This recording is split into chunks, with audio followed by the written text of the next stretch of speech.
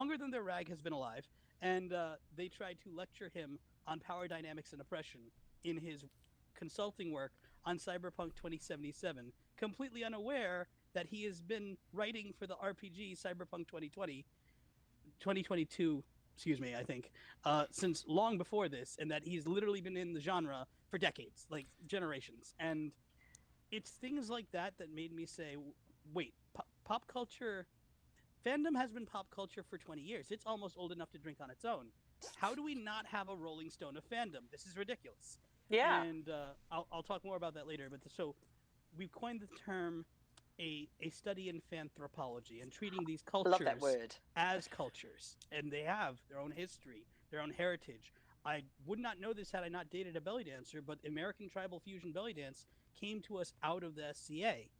Most of the development there between Zoe Jakes and Rachel Bryce and so on, these were names that literally they grew up in the SCA. They built their careers in that, and then they took it out on the road into the world at large. And that's where that all comes from. So much about fandom culture has informed pop culture, and so few people. It goes so much further than Star Trek communicators and cell phones and Bluetooth.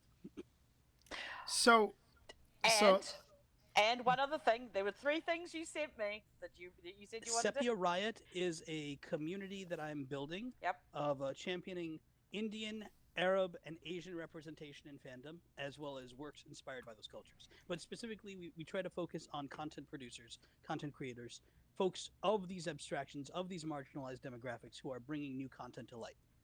And so that's those are the Yes. three endeavors. and this is all under the umbrella of Steampunk Studios. Does Steampunk I have? mean, there's more. I'm sure there is. There's always Does more. Steam I want does there to be a Steampunk? show. Yeah, but does Steampunk have a website? We do. It's humble. Don't look at it. Look away. Look away. They're We so are busy located. creating content, everybody, that they don't have time for a website. They just don't. But that was We're working right now, and this is literally. It's taken 7 years. The unconventional. We wanted to subvert the 24/7 news cycle, the first to break news, and the sort of media fisheyeing that happens on that when like the obsession is we have to be the first to break the news and the news has to keep going 24/7. We said no, we need to have Yeah. more long form abstractive understandings and discussions about the history and the development of these things. So we focus on evergreen content, which is good because we've been trying to get this thing launched for 7 years. The unconventional is launching this year. I'm pleased to say marketing site's coming soon, which will Mm-hmm. have a teaser of the content. And then we're going to have a proper marketing cycle because it would be absolutely shameful for me, of all people, to not have a marketing cycle for what is one of my flagship endeavors. very true. Very Yes. true. Yes. So, so obviously, you touched on just a few of the bazillion projects you have going on, not to mention your own academic pursuits, which you've shared with me There's and Pip that as too. well. There's that too. So the first question I've got for you is, how do you manage all of these projects? Because they all do feel like they're, it's Massive projects. yeah. It doesn't even feel like we're asking you, what do you do? It's more like, what aren't you doing?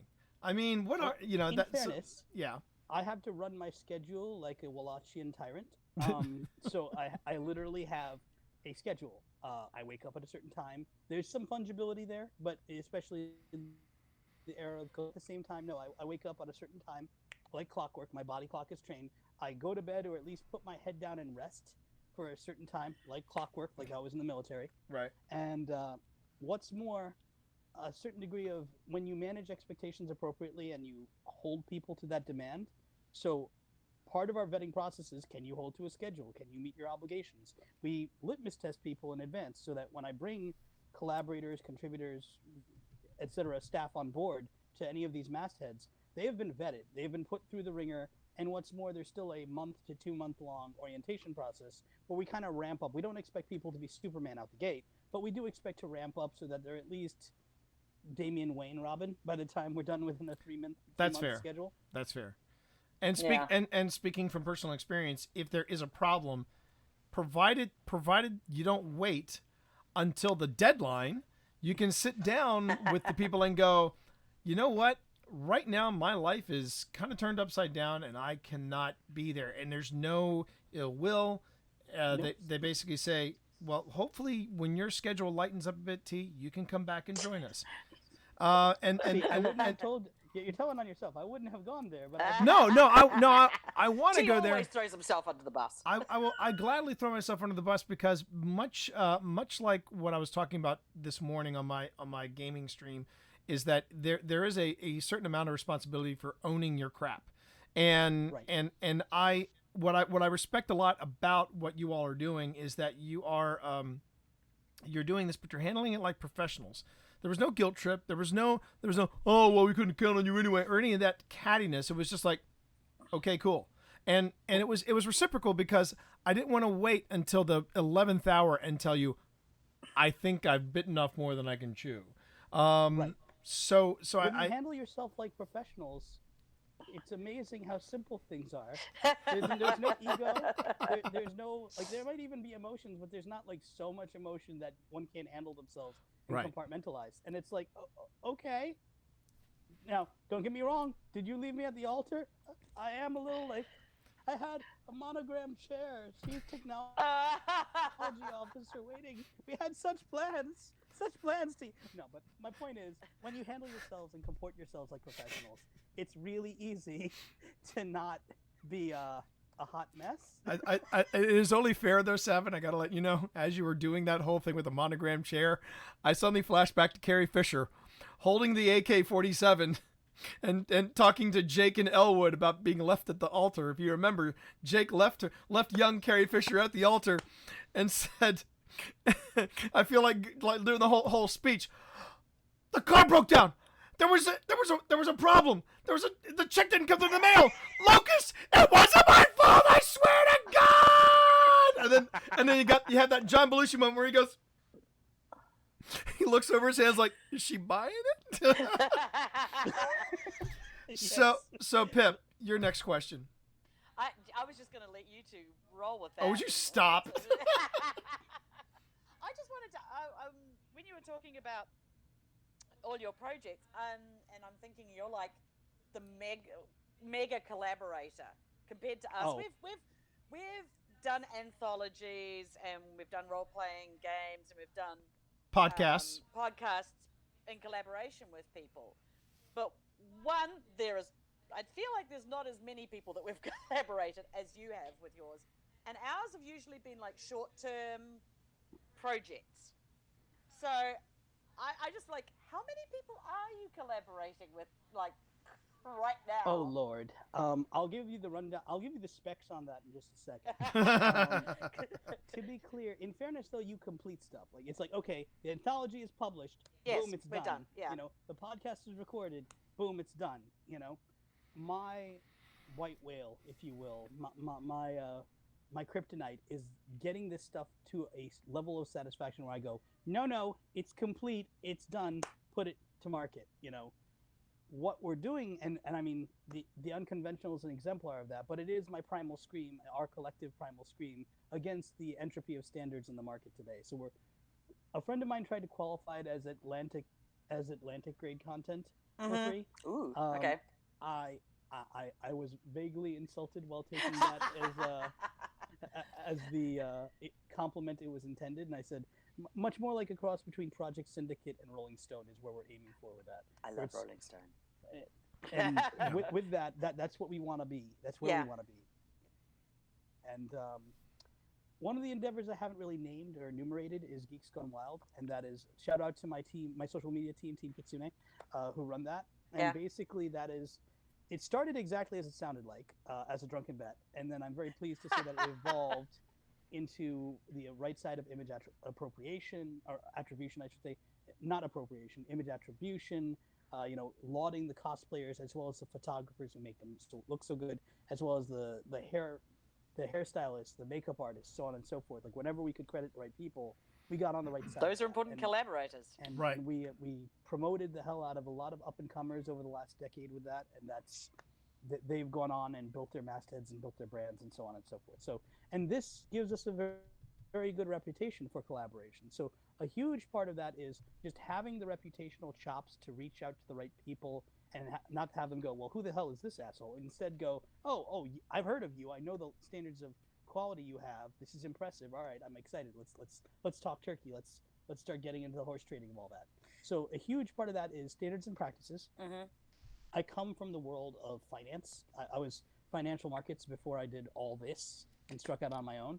So and process management was quite literally what I did in operations. So Ah, writing procedures, writing processes, and then automating and running and cross training people is literally what I did. And that's what I've done with my social media teams. It's what I've done with my writing and editorial teams. It's literally we had to establish procedures, establish what is the SOP, and then go do the thing. Simple. we could have done with that, T.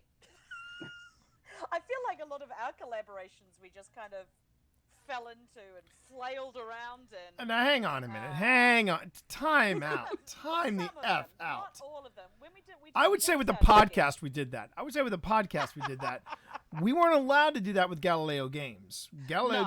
Galileo Games was very, very clear, and I believe that was when we sort of noticed, oh, this is a higher level of collaboration, and then we get to Savin's level of collaboration, which is, just how the F does he do that? And in fairness, I spent 10 years running across one end of this nation to the other like a lunatic, finding people and building my Avengers Initiative and X-Men network, so to speak. So there is that. And one of my mutant powers is recognizing talent that is sometimes underutilized, undervalued, or just hidden, and going, wait, there's like a chime that goes off, not to sound too woo-woo about it. And I'm like, wait, I'm gonna keep your contact details. You come with me. Right. We're gonna have a talk later. And that has happened on such a level. And you do that, and I mean, I do vet like something like 600 to 1,000 candidates annually. And Wow. and that's varying degrees of vetting, from like they never even know they're being scouted to, okay, now we've had the conversation, to all right, now we're in the application process, and so on and so forth. So that is something I am literally constantly doing, because I recognize attrition will always be the the devil's hand on my shoulder going, hey, Savin, like in an ideal world where no child ever lost a balloon, we'd still have turnover, and I'm very pleased to say that we have less turnover than most paid endeavors, and that's largely through vetting both for zeal and for quality, and really analyzing that. And not just quality, I don't mean to make that as a slam for anyone who doesn't stick with us, who doesn't make the grade and so on. Sometimes it's just not a good fit, and this isn't for everybody, and that's, I'm answering probably some downstream questions. Let me bring it back to the answer to Pip's question, which is, how many people are working with you, Savin? So, yes, because I have a nebulous idea of this whole past and present, hundreds, literally hundreds. But the question I would have for that is, okay, so you're vetting all these people, but the real meat and potatoes is, what are they doing? I mean, I've heard. I'll explain. No, please do. So, for starters, we had to begin at the beginning. We began as performance troops, and that's how it all started. So originally, we were vetting and bringing on board improv performers or logistics staff to work with them and help with them. There were folks like Tony Noto out in New Hampshire, who was our event manager, who would literally book us for events and arrange protocol for going to events. And we got him out of operations staff from the same company that runs another anime convention and ran Steampunk Industrial Revolution up that way. So we would hire event staff and other performers and things like that. We'd bring them on board.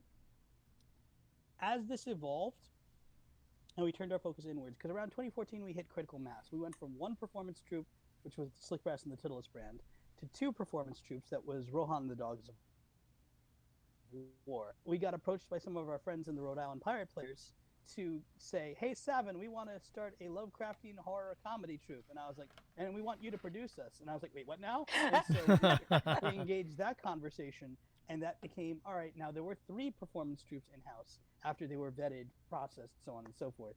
And then after that, I unexpectedly ended up running a LARP out in a steampunk convention out in Salt Lake, Utah for 2 years. That's a story unto itself, but to keep it tight to the point, with that, I vetted a team out there, and while that contract did not renew, that team continued with us, and that was our 4th performance brand. And then sometime clients down in Delaware, who are LARP producers, heard that I was doing all this nonsense, and were like, Savin, Kachu, we want in. And to which we then engaged in another 6 months to year-long horse trading conversation back and forth, and that produced our 5th performance brand. And it's around this time, or shortly thereafter, that we realized that this was not sustainable. Like, if you're not a band or somebody hosting a TED Talk or series of workshops that has residuals, and a residual business built around that, that is a Mm-hmm. losing business model. Like you have to have not one but multiple revenue streams going besides your appearance fees, or performance is a sucker's game otherwise. So we decided to get out of it for a while and be like, you know what, we need to really. We've been, and in addition to all this, because that wasn't nearly enough, I was also, as I mentioned, sometime clients. We were also consulting, so we were providing operations and marketing consulting and media production to various clients within geek spaces. I've been responsible for several successful Kickstarters where I provided primary assets or worked with the primary assets or gave them branding where they didn't have it, and then animated that branding and put together the video and so on that launched said Kickstarter. So we were taking all this client work amidst all this stuff, and we realized that this just was not a sustainable model. And we said, all right, so reboot the business for the third time. We're going to turn our focus inwards. We're going to shut it all off outside, and we're going to focus entirely on our internal brands, our internal products, until we have a storefront where we have, okay, we are selling these things. These are the goods and services, most importantly, goods that we can put in your hands, that you can hand us this magic paper, and by which our company can make money. And so that's what we've been doing this whole time. The unconventional is free, and I'm going to say that up front. The entire purpose of that endeavor is to bring a community and a discourse back to the market that can help do the community building and build the environment where people might want to digest our product. And so that's pro bono, you know. Wow. But at the same time, it's also building a network. And one of the things that almost every magazine I've seen not do, and this is my performance background talking, is they don't give their contributors a proper bow. Like you, not to name names, but you look at crack.com, and I love crack.com, and you read the article and you get through to the end, and it's at that point that everyone's spent their spoons or their mana or whatever you want to call it, and nobody cares. And there's this like really humble microbio at the bottom, and they're amongst one of the best. Is the scary part? It's like they're amongst one of the best when it comes to proper attribution and accreditation for writers. And so many of these content mills are out there where they just don't give a proper bow. So I said, oh, absolutely, federally fuck that noise. Like that is no. So somebody works with us, and you've heard this spiel before. There's a little blurb that's a floating frame because we also have a web designer that knows something beyond, you know, the web design theories of 1992. Right. Because so many fandom websites don't, and right. this is why I'm like, don't go to my website. It doesn't showcase the ethos that we're trying to project for our main projects at all, with regards to design. And so with that microbio is a clickable link that will take you to an actual living resume that we update in perpetuity for anyone that works with us and provides us the content. So that's our give back to the community, where we are going to continuously update their bios and provide the marketing acumen that I can bring to the table and manage them as a brand, so to speak. Not that is overtly, that is you know. that is amazing, because a lot of the in steampunk, a lot of what you see, and I know we share some similar Facebook groups, Mhm. is like someone just slaps up an image and says, "Have a nice day," and they don't have any information about that image.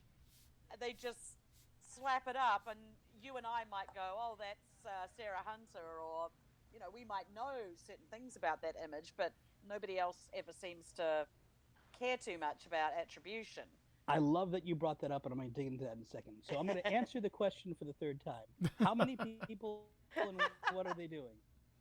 So right now, I have in this anywhere from space. 7 to 10 people on a rotation of 4 different teams of writing and editorial staff, which, and when you add operations staff in, so I have roughly 49 to 54 people working with me in-house in the company as writers, editors, or some degree of operations staff, like managing editors and things like that, making sure the trains run on time and things get done. Right. In addition to that, we have external contributors. We have over 20 external contributors. In addition to that, we have literally had, for like the face of our fiction and the various characters they're in, we have literally had, and this is not an exaggeration, hundreds of models have come in and out. We've had people, everyone from like notable people who have their own names and brands, as well as people who were just attendees to the event that were like, hey, I would love to lend my likeness to this project. We explain to them what's going on. We say, you have a look that we're trying to go for here. And they sign the paperwork. We friend them on Facebook and tag them whenever possible. And we add them to our unofficial company lounge, where it's like, okay, enjoy our bullshit memes and whatnot in lieu of portraits in our virtual lobby, you know? And that's, so how many people do I have working with me? It's not an exaggeration to say I'm an army unto myself Yeah, we I have feel like hundreds. that room behind you is just full of people now. It is. More than a They're Trump squirreled rally. away between Oh, the books. sorry. The bookcase opens up like Bruce Wayne's. Don't tell anybody. Like, And there's like a crowd of people back there. and these folks will know I'm calling them out by name by my referencing these things. So to my core staff on Team Owlbear, to my intermediate staff on Team Nocturne, to my senior creative staff, these maniacs literally lift 6,500 to 8,000 words weekly with me and join me on a creative meeting that spans recently 3 hours and 45 minutes, usually 2.5 hours weekly from 10 p.m. to 12:30 a.m. every week. That's a long night. That's a long night right there. And then there's Team Kitsune, my social media staff. You guys rock, and so on. And like literally, I have like team. Like it's just Team Owlbear, Team Nocturne, Team Sphinx, Team Kitsune, Team Olympus, which is my operations staff, who meet with me every Monday and help run the teams as well as do all of the external. It's literally like it's like me being Cisco grabbing the railing and saying ops and just turbo lift up. You drill down on 7 and there's like multiple layers. It's like you know. I know right now what I'm seeing instead is we just finished like a collaborative baby. We just finished on Epics this series 7 called Slow Burn, and it's about I think it was based off a podcast, but it was about what it was like to be working during the Watergate scandal, in like what it was like to be working in the government when Watergate was breaking. And they were talking about the hierarchy tree that they were drawing lines to that went all the way back to the president. Now I'm seeing Savan Gupta and seeing all these lines going down. It's like this massive flow chart with thread being tied in. All the total Charlie Day beam. Exactly. You knew where I was going. So yep. so with so many people that you're vetting and so many people that you're collaborating with, there's got to be some stories, not to tell any too detail and out of turn. There've got to be stories when collaboration has gone bad. How exactly do you manage that? So, as I was saying before, in an ideal world, no child would ever lose a balloon. Right. And even then, life issues would happen and so on and so forth. And like, this is ready. You're going to know this, Pip. I think this is going to be the first time you've heard this. This is the same spiel I tell everyone. I'm like, listen, okay, all we're asking is 6 to 8 hours. And again, this is for internal staff, let alone external contributors who are completely different ball. But it's like 6 to 8 hours of work a week.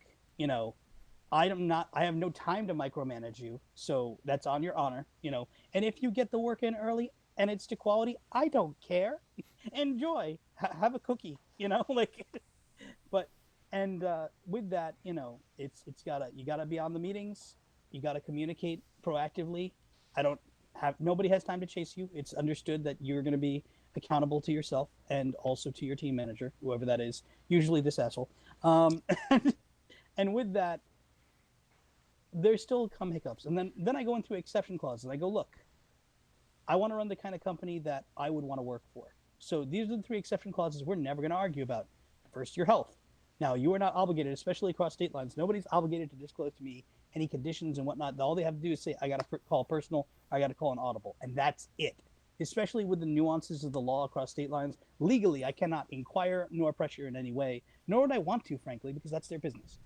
I'm assuming, sometimes wrongly, that I'm dealing with adults. And so with that... Yes. That's how that do, so to speak. And again, if people are calling an audible week after week for over a month, then it's time to talk about a leave of absence. But other than that, that's what it is, And then there's, obviously your day job. Now, you're expected to juggle this amongst your existing obligations, be it, work or school, whatever your livelihood is, or both. But we all know, regardless of what your job is, there is 2 to 4 weeks out of this year that are just abominable. If you're in retail, it's inventory. If you're in like white collar work, it's end of business, end of year, close of business. Budgets are frozen and they're shorthanded. If you're a student, then it's finals. Like we all have 2 to 4 weeks of this year that are just hell every year. And we understand that. We go, listen, as much notice as you have, we expect like 30 seconds less. You bang us an email, you send us a Facebook message, something. Be courteous, let us know. Simple. And then finally is your family. No, I don't mean, and I mean, yes, your family includes your significant other, your Komodo dragon, your pet Shiba Inu, what have you. The point is, I don't expect you to say, got family dinner, can't make meeting. That obviously we're expected to schedule around that and put people on the appropriate calls at the right scheduled times to manage that. But if somebody's in a hospital, somebody's having a shotgun wedding, things like that, there are things that happen, and that's okay. Somebody had an oopsie, you got to go. I don't need the particulars. That's I don't have the time to hear the particulars. But you can tell me, hey, Savin or whomever, got to call an audible, and the spiel is always the same. Very sorry to hear that, or congratulations, depending on circumstances. you know, Hope everything's okay. And if I'm waiting on something, revised ETA. That's it. And so now, with all that caveat, yes, even in spite of vetting and clarifying that, and almost literally, I'm not going to say almost, literally everybody that works for me, with me, under the masthead, as opposed to external collaborators, has heard some combination of those words that hits all those salient points. Right. I've become very practiced at that bit. So when somebody then turns around and we then have a problem, I've had people who refuse to sign paperwork. And now, to be clear, it's not a small amount of paperwork. I hit people with 7 documents. There's an application, there's 2 references released. One, I've never given a bad reference whatsoever, but there's legal liabilities involved, things like that. Either to give references or to properly call references across certain state lines, you need written consent in explicit form separate of an application and somebody providing you contact data to literally contact their references. Otherwise, you open yourself up to liability, things like that. Then there's, beyond the application and references releases, there's at-will agreement. I'm nobody's day job. This is an at-will arrangement, that sort of thing. And with that, I mean, we do ask for like a week or two's notice, but like we can't insist upon that. That's totally, that's a courtesy. That's not the legal obligation, and we acknowledge that line literally up front. There's obviously intellectual property. Everything that's worked on for the company remains with the company. Now, I can write a novel series or et cetera and so on and so forth because this is a sole proprietorship. This is not a cheerocracy. This is a cheertatorship. But at the same time, if I imagine I sold off Steampunk tomorrow to like say the mouse showed up, unlikely, and I would have issues with it. But say the mouse showed up and said, "Ha, Savin, here's a big check. No, I mean a really big check." Ha! And imagine I took that deal, okay? I would have signed off all of it. I would not get to work with any of the IP that we created. That would be it. Again, horse trading terms and nuances apply here, but that's the general gist of it. And then after that, non-disclosure, which seems like some people look at me like I've grown an alien head when I mention that. It's like, no, the processes, the procedures, the sensitive information, the contact data from several below-the-line celebrities that we've worked with, and folks like yourselves who are published authors who have their own celebrity, that's privileged information. You do not pass that around. That's first of all, that's kept strictly need to know, and second of all, that stays right there. As T, you had an assigning editor. They have your email. I don't pass around your email. That assigning editor would not share that data. Right. And that's and the last is an I-9 because God forbid I get audited. Not that my books aren't in order, but I need to be able to prove everyone is who they say they are, and that's literally what that is. It has nothing to do with their tax paperwork. It has everything to do with who is this person? Well, to the best of my knowledge, officer, here's their identification. Yeah, I mean, it's just somebody I met at a con. I mean, okay. And this is why people with aliases and whatnot drive me up walls. I was like, listen, I'll respect if you're gendering and transitioning genders into a different identity. That's one thing. That's not what I call role playing. That is who you are. Right. You are going to be going through whatever obscenely complex processes, as varies from state to state, procedures to change your name and for that to be your legal name. I mean, people who are like, I am the Magus of the blah de blah, and I'm like, listen, I LARP too, but can you, motherfucker, what is your name? Well, I like to answer to this. All right, is this a dead name situation? No, then fuck off with this. Tell me your name. I need to put it on a tax form, okay? And so we've had people who refuse to sign paperwork, and especially legacy members. And now, listen, I have literally, everyone with the firm is now on the current paperwork. Yeah. I have had to track down people who I grew up with, people who I've known since I was 13 years old and be like, listen, buddy, I know you founded the company with me. Sign the goddamn papers, please. Not that they gave me a hard time about it. They were actually remarkably smooth about it, because of course they were, because they have a stake in this. For all that we're sole proprietorship, I do have two co-founders. I'm going to name them right now. Sebastian Barrows and Klaus Barut are both co-founders of Steampunk with me. Of the 6 people that started the firm, they are the 2 that remain. I am the sole proprietor, but I still run certain management decisions by them. They still get a quarterly report, just like any other official company, you know? Sometimes they have to tell me to tone down on the detail, you know? I have to say, you know, seeing things in the steampunk community, man, you're the most organized. Yeah, I would agree. Me. I would agree. Now look, you say it baffles you. You say it baffles you. Now this is where it becomes less of a an interview and more of a round robin with creatives. You say that, but sure. Here's the thing is that, I mean, deadlines mean something. I mean, I've lost count how many times I go, even on the corporate level, and I'm sweating it, and I'm sweating trying to make this deadline, and one of my bosses or someone slightly higher up than me goes, well, why are you sweating it, T? And I goes, I have a deadline. And they go, it's not a big deal. You know, if you're a week late, you're a week late. I'm like, are you freaking nuts? And then and if it isn't that, it's the other one. It's where I kid you not. There was a cybersecurity firm that I was that I was working with, and they wanted this video produced in-house. I was the guy, and they wanted it produced in-house, and they wanted it done. Let's see, they wanted a 30-minute video done within, I want to say they had given me, they mentioned that they would get it done. And I said, okay, they said, what are you going to need to get this done? I said, okay, I'm going to need the script. I'm going to need the script done a month before we do this. I need to make sure that I can edit the script, and I can make sure, and I need to know what you all are expecting. So they gave me a date, and I said, great, when can I see the script? They said, well, we'll get it to you as soon as possible. 4 weeks becomes 3 weeks. 3 weeks become 2 weeks. And I said, okay, we have a problem. I don't have a script. And I made it very clear. I said, if you don't give me a script, this is not going to get made. And they were like, okay. The next day I had a script, and they if I remember correctly, they said they wanted this thing to be no more than 15 minutes long. That's what they told me. Yeah. You remember this job, Pip. Yeah. That's why I'm pouring a drink. They wanted it no more than 15 minutes long. They hand me a 15-page script. Now, as you know, Savin, and I can see it in your face, for every page of a script, it's roughly 2 to 3 minutes of screen time. I went to my boss and I said, we have a bigger problem.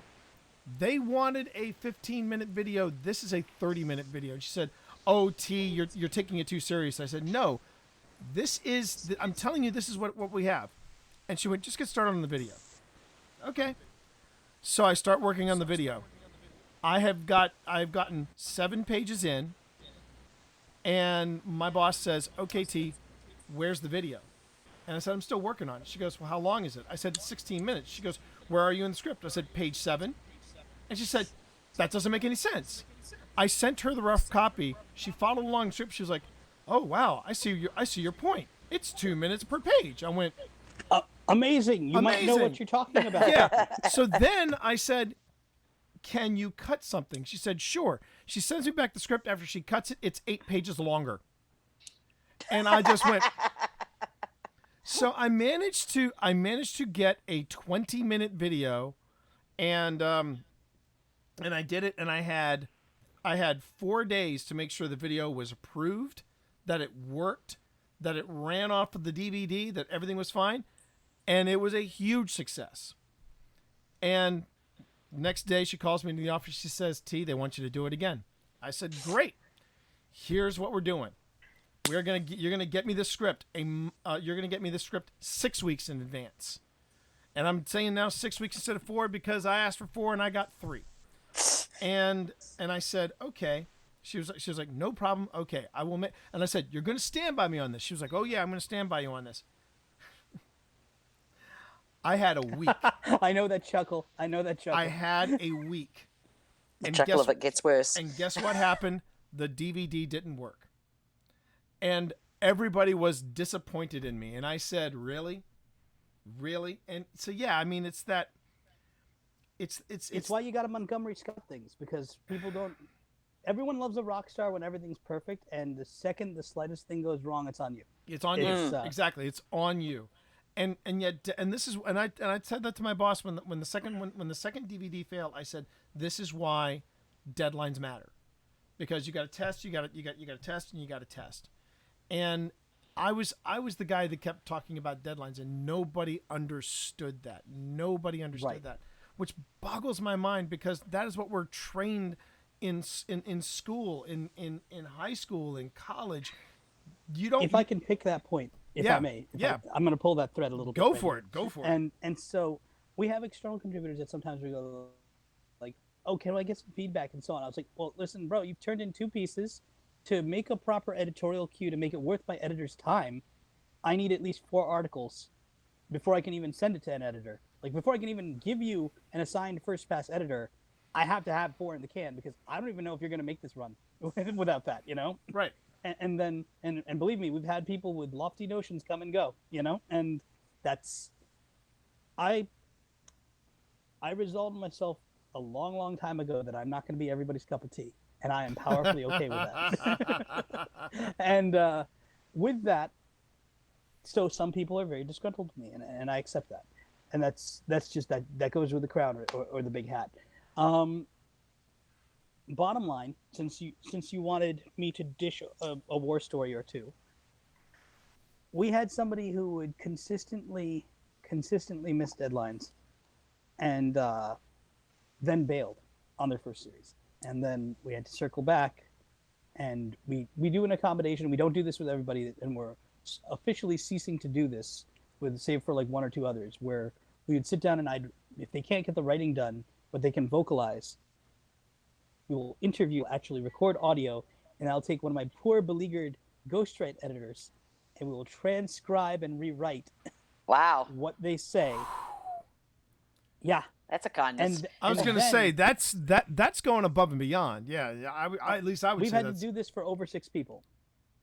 Those must have been 6 very talented people then, who really wanted involved. You would think, for the most part, that's true, and those are extraordinary circumstances that will say, yes, break glass, I want that content. Right. You know? Okay. And it's not just I demand it. The ghostwrite editor completely understands why that's necessary, and consents to with very clear understanding of what's being asked of them, to go in there and do that. And so we had an individual, we had to ghostwrite their first series, and then like we gave them various voice checks throughout the process, and then we were coming around on final voice checks, and they proceeded to they'd already left the firm, turned to the firm, had another series that they'd started, had gotten over halfway through, and we were coming around to the ghostwrites, and they proceeded to have a conniption about certain liberties that were taken as best. And again, that's the entire reason we do the voice check edit at the end of all this, is to make, even with something that's not ghostwritten, to make absolutely certain, because we put things through 5 editorial passes. So like, there's going to be some drift. Yeah. We want to make sure that author feels that we've done right by their work. That's just a given. So I initiate this process. I've created procedures with my senior staff. I send them these procedures. I say, this is what we're looking to do. They decide those procedures weren't good enough and that they were going to rewrite the whole thing, and then proceeded to spiral out 3 weeks in. And again, ideal world, no child ever loses a balloon. Right. That's a bunch of balloons right there. So we've handled that as best as possible. Right. We tried to make them feel not as self-conscious as they could. They're dealing with some stuff, and we respect that. And we're like, listen, I think we're at handshake. I think that we're going to have to reattribute this series to your ghostwrite editor, who did the majority of the heavy lifting, and so on. And so that series is getting a rebrand and a retitle, and not a full rewrite, but a significant rewrite, which again is going to tie up my resources for even longer.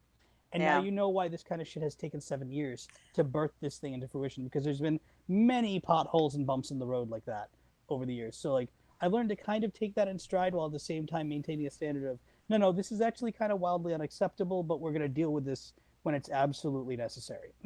Well, that's a level of persistence that if you're going to try and get something done, you really have to have and accept that it's going to be bumpy and You know, we've been doing a lot of DIY at the house, and there's always all this horrible stuff that happens, and the wiring's shitty, and things don't turn out as you planned. But then at the end of the day, when you get back and you go, oh, that looks great now, you accept that the bumps in the road were worth it, and the final product is worth it. You've summed it up perfectly, Pip. It's taken 7 goddamn years, but the product is I so stand by the product, and I'm so much different from all this. My senior staff are so much more matured from all this. We've all been through the fire, so to speak, and it really. I often make comparisons, and this is going to sound super campy. I make comparisons to the company of Thor and Oakenshield. We have all been forged through this fire. A very I great love that. deal. That was the first when I saw you were talking about the dwarves, and I was like, that was my first novel my dad read to me. Was The Hobbit. I'm gonna make a confession. I threw out my first copy of The Hobbit. I found it insulting to my intelligence. I was 8. Hey, I remember reading The Hobbit to little Sonny when she was wee, and I was so put off by it and the style of it, I literally fell asleep while I was reading it to her. I mean, it was that dry, but I was determined to get through it, and I knew it made an impact when we were in New Zealand many years later. Sorry, not many years later. Let me rephrase that. A few years later. A few months later. It was around that time when she came to her first visit, and I said, do you know what that is? And I was pointing to the set of The Hobbit, because they were refurbishing it for the Hobbit films, right? And without hesitating, she went, "That's Mr. Bilbo's house."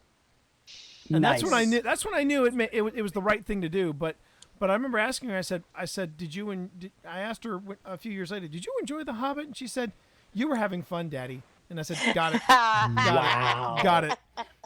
See, I'll say this: I appreciate The Hobbit for what it is. Yeah. And the movies are like my favorites. Like, first of all, Richard Armitage's performance as Thorin. Yeah. Hot Thorin. To my heart. Hot Thorin. Yeah.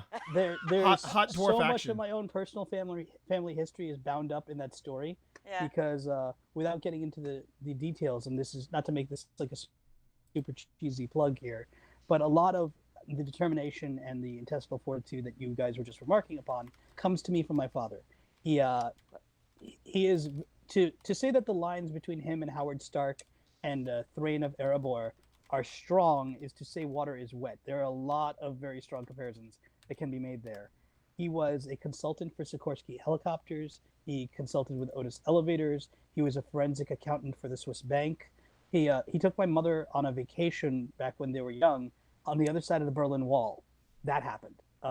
He got held up at Indian Customs through travel in the 70s because he was one of the first people to ever bring these were like cutting edge in Hollywood back then. The first personal video camera that was ever available that you wouldn't even really get on the market. He bought it and was bringing it into India, and the government and customs agents thought he might be a spy.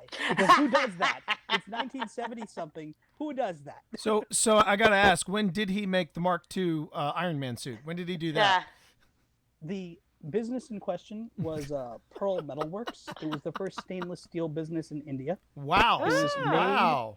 Because cutlery used to be made from plating, like plating with steel or other alloys, copper or things like that.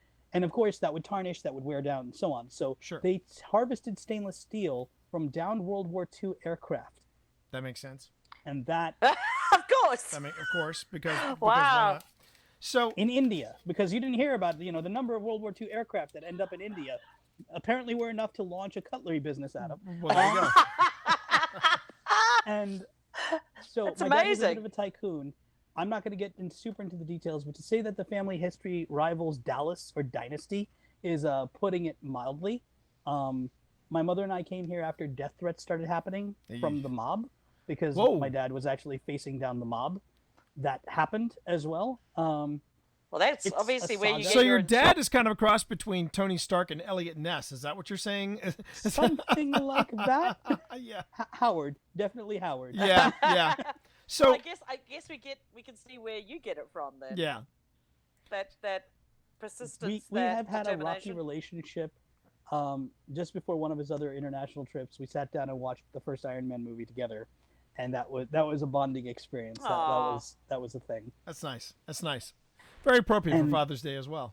Yeah, yeah. yes, again, not that I was trying to make it a cheesy plug, but so No. No. I like a little cheese. Little I like cheese goes a long way. cheese. Little cheese goes And a so long way. the tenacity in question, I have to credit him. That's where that comes from, because the man has also rebooted his career dozens of times.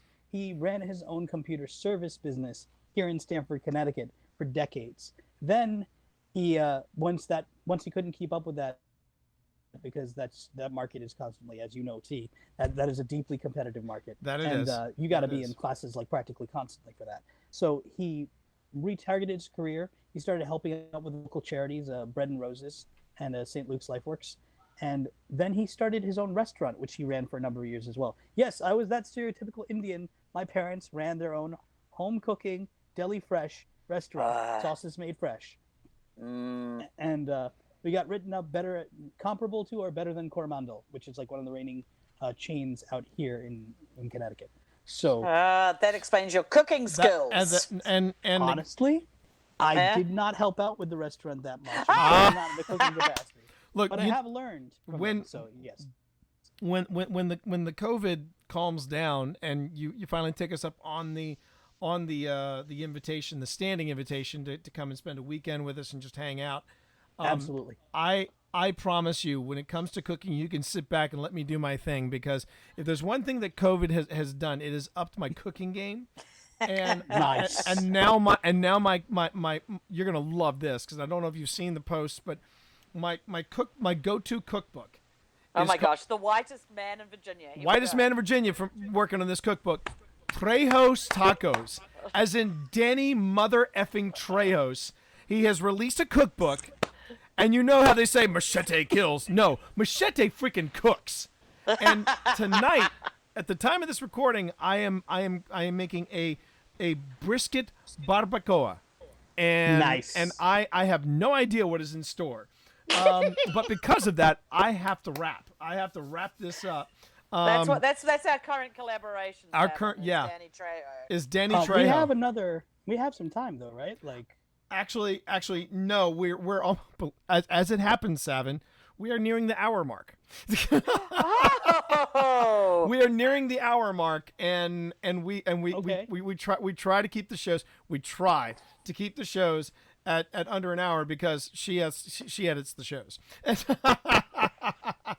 we're gonna be gentle on Pip. yeah, exactly. That's my what buddy they all say. Jeremiah Cornspan, who's both on the COGS Expo committee as well as writing for our writing staff, as Right. well as participating on our social media staff.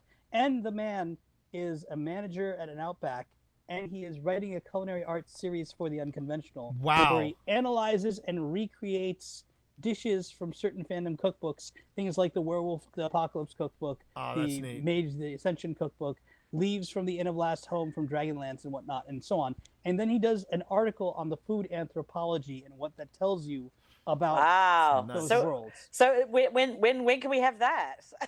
That it's going to be with our launch content. It's not going to be immediate, but that's going to be with the site. It's as soon as we can get good the stuff Unconventional up and running, and he takes professional food photography of it in his industrial Of course he kitchen. does. Of course he does. Don't it's tell gonna him be about my amazing. Outback experience, TD. I won't. You tell him about that. I won't. So Savin, in closing, where can people find Give us you? all the linky links. Okay, Yeah. so- where can people find you? It's going to be real easy. All right. You can find us at the Unconventional or Unconventional News as the short URL Facebook page.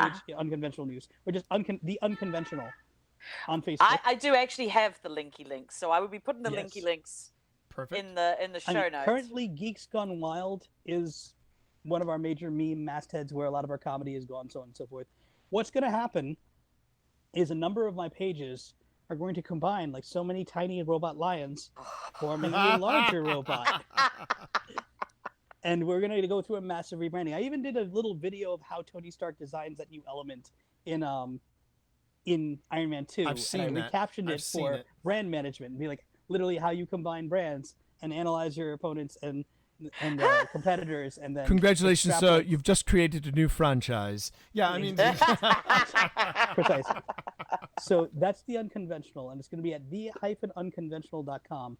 I'm trying to buy up other URLs, but in the meantime, some other entities have cropped up and have been snatching up domains. So we're going to see what actually ends up happening for the final URL. But That's a good one to start with. The-unconventional is definitely mine. I've been sitting on that for years. So that's, and we're going to go from there. And of course, keep posted on Steampunk Studios, Steam-Funk Studios on Facebook. We are very loud about the many things we do. And next year, when the pandemic is hopefully behind us, we will be seeing you and your multitude of people at events, and we will be getting up to shenanigans. And it'll be great. My Argonauts are mighty, and they are numerous. We expect to hang out with you next year at all the events that we can possibly find ourselves. Absolutely. Before together COVID, at. as I was saying to you both, one of my greatest joys has been making and finding time to go visit my friends when we're not working. yeah. And just enjoy off time together, and It's maybe by that time T's hair will be trimmed, and God, I hope so. God, I hope so. Right now, this is I don't know. You've got kind of a old Commander of Sequest thing going on. Like you've got like a '90s sci-fi. Believe me, I know. Thing going I know. on here. I know. I feel like back to the Ren Fair with that. I feel like Kevin Sorbo in the early years of Hercules, and I'm not digging it. In fairness, if I can grow mine out and we can just Thorial it all There, over the Thorial place. it all day in slow motion. Maybe he's born with it. Maybe it's Thomas Williford. I don't know. I don't know. Nice. On that note, you can if you got questions for Savin, if you got questions for me and Pip when it comes to all the things we've talked about, collaboration and creativity wise, you can reach me at t@tmorris.com. Pip, they can reach you at Pip at pjballantyne.com. You can also leave me, Pip, or Savin voicemail at 703-791-1701, and that includes WhatsApp. You can go ahead and drop a message in WhatsApp, and if you want to reach Savin so that you can plan for your event in 2021, because, yes, this is not the norm. We will be returning. But now's a great time to get in. Now's a great time to get in, because I tell you. We book a year in advance. There so you get have on it now. There you have it. Thank you, everybody. So, remember, folks, that the Share Desk is protected by a non-commercial, no-derivative, share-alike United States 3.0 license. You can find out more about that license at creativecommons.org. And until next time, everybody, enjoy the ride. Catch you later. Bye. Are we off?